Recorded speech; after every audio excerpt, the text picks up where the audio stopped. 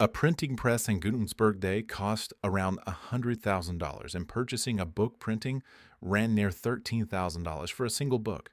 Radio required capital that no ordinary congregation had, and the television was reserved only for the wealthy. For most of the 20th century, a handful of networks controlled everything. Broadcasting was as expensive as real estate, and if people who owned it did not want your message to go out, they simply would not sell you the time. What is sitting in your pocket right now is more capable than the three networks that controlled America's attention for 50 years. You publish regardless of what anyone else has planned, and whether it spreads is really up to the audience rather than a network executive. Reaching 100,000 people cost you and your monthly internet bill and nothing else. A little over 100 years ago, a farmer working alone could handle roughly 150 acres. Today, because of combines and GPS-guided equipment, one farmer manages thousands of acres by himself. The seed didn't change and the soil didn't change. The difference is the tool. When Jesus told the parable of the sowers, he used a metaphor that stays relevant in every era of agriculture. He knew the day was coming when no man would walk behind the mule, and he knew that that principle of sowing would still hold. Knocking on every door in a city of 30,000 people is weeks of full-time effort, and most of them will not answer and will not want to talk. In a few minutes, you can create something that reaches into more homes than that, and you can reach it at 3 o'clock in the morning, where someone is sitting alone in the dark with the most intense pain they've ever felt. You can be there at 3 a.m. with a message of hope. That is a description of what these tools already do. These are my own numbers. A video I made about baptism, about an hour long, has received over 18,000 views, and one on biblical repentance over 93,000. We haven't lived in Seattle since the middle of 2025, and in the first 2 months of 2026, our video content was still being watched by about 1,500 people.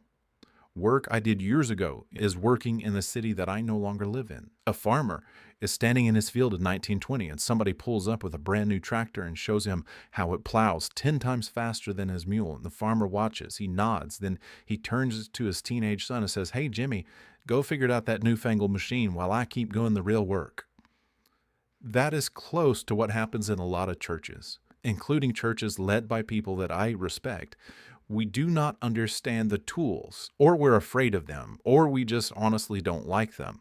So we hand them off to whoever in the building seems to get them. And we tell ourselves we got it covered. I understand that decision because I made it myself. And it still means that we're handing those powerful broadcasting tools in the history of mankind over to teenage volunteers as though they were just toys. And if you lead a larger church, you may have people that handle the editing. This is a good arrangement. The voice is the part that should not be missing, your voice. The parable of the talents, it wasn't subtle. The servant did not lose what he was given. He buried it because he was so focused on protecting what he had that he never considered what he could have gained. And the master's response wasn't gentle either. God gave you a voice and a heart for people with years of training and study behind both of those. And now he has given you the technology to use those trainings and use those studies and use that heart and that voice to reach more people in a single week than most evangelists in history could have reached in a lifetime. The accounting is the part I cannot argue my way out of. You will be able to point to the 200 people that came to your church on Sunday. That is real work. It mattered to real families. What you can't settle is the 20,000 people that God made accessible to you through these modern tools that you never even tried to speak to.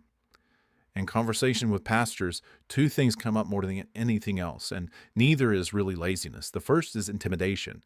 The tool is new. It works nothing like what we're trained to do. Most of our own experience with these platforms has been unpleasant, full of negativity, and people are using them in the worst possible ways for the worst possible reasons.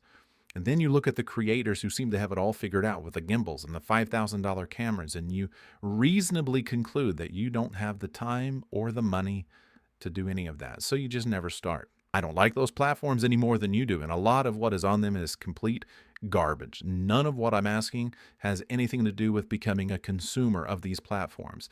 It's about becoming a publisher on them, because people do not go to the town square for information anymore. And if the minister is not where they are when they arrive, somebody else will be.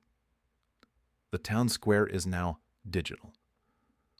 The second thing that I come up with is vulnerability. Putting yourself on camera and publishing it for the world takes a kind of openness that most ministers have never had to practice. Preaching to a room full of people that came to hear you is one thing. Recording something your peers could stumble across and judge and share and make fun of, that's something else entirely. And I have watched men who preach conferences and hold a room of 1,000 people turn into frozen versions of themselves in the moment. I asked them to make a 30-second video on a camera. It's not weakness. It happens to almost everybody. Part of that exposure is pride.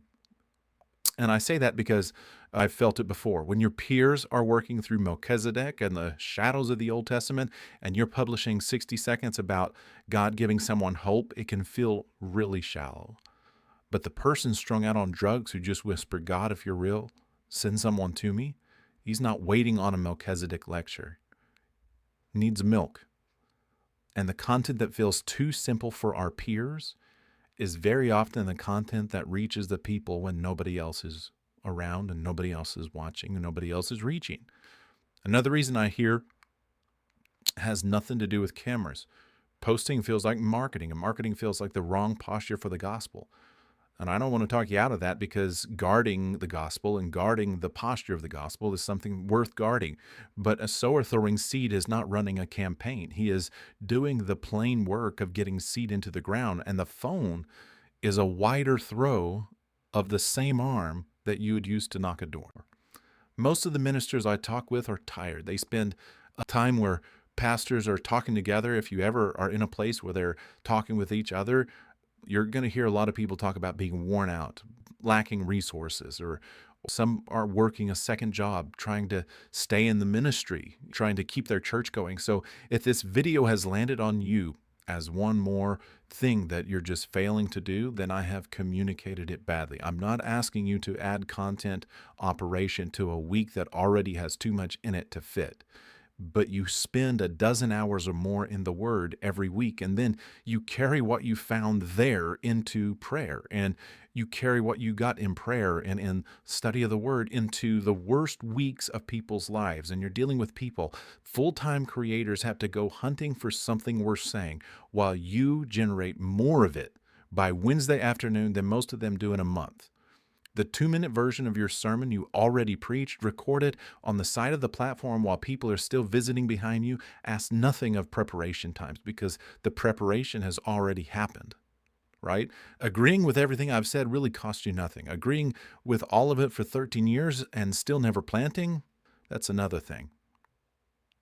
The distance between knowing it works and actually recording something on Tuesday is the reason I wrote my book, because that's a big difference. I know I should do it, but actually doing it, that's two separate things. Broadcasting the gospel, rethinking the parable of the sower, takes the Matthew 13 argument the whole distance in the first half. And then the second half is just practical guidance on which platform, what to record, how it works, and how to keep a monthly track of what you've been doing.